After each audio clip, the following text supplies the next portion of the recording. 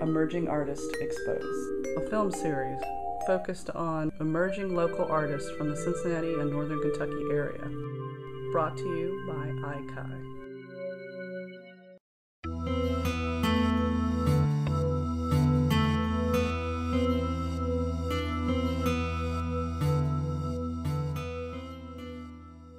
I went to school for painting. Both of my degrees are in painting, but my thesis ended up being sculpture, and I identify primarily as a printmaker, so I'm a little bit all over the place with my medium, but I really enjoy printmaking, and my work is very narrative driven, so I like to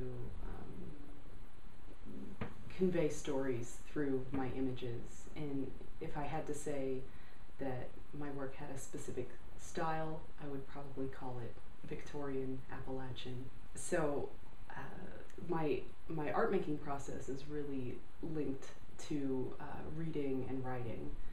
I've always got my nose in a book, and the stories that I read and the stories that I write really inform the types of images that I make. And I guess that my work is pretty centered around a mythology that I've been building for a few years with a specific cast of characters. Art is definitely a kind of therapy.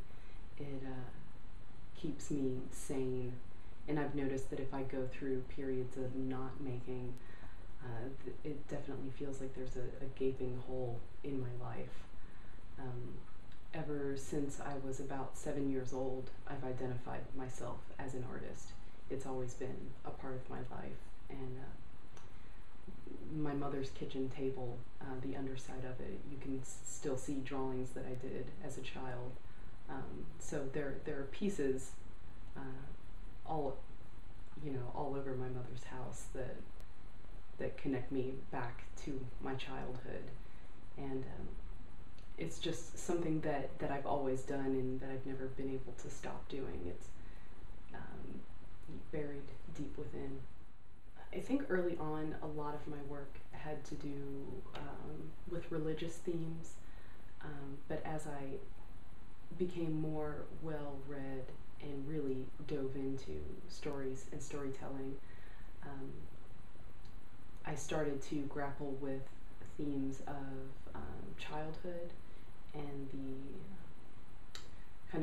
the journey from childhood to womanhood. The mythology that I'm working with currently in my current body of work has a lot to do with blood rights and familial sacrifice, family loyalty, and then also like the epic battle between good and evil. The main character that I illustrate, her name is Lana Stowe. She lives in Victorian Appalachia, which, there was never a Victorian age in Appalachia, but had there been, she lives there, and her father is kidnapped by the wolves in the woods, and his spirit is trapped in the body of a raven, and she is on this epic journey to release his spirit. So the wolves kind of represent the evil in the world, and Lana represents everything that's good.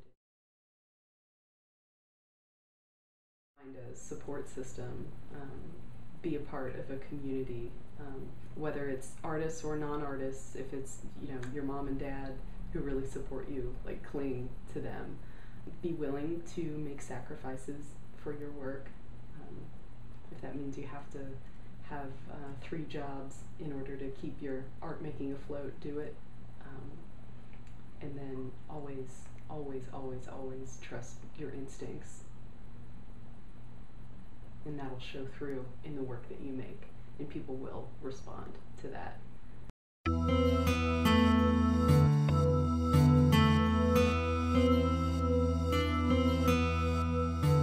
Brought to you by ICAI.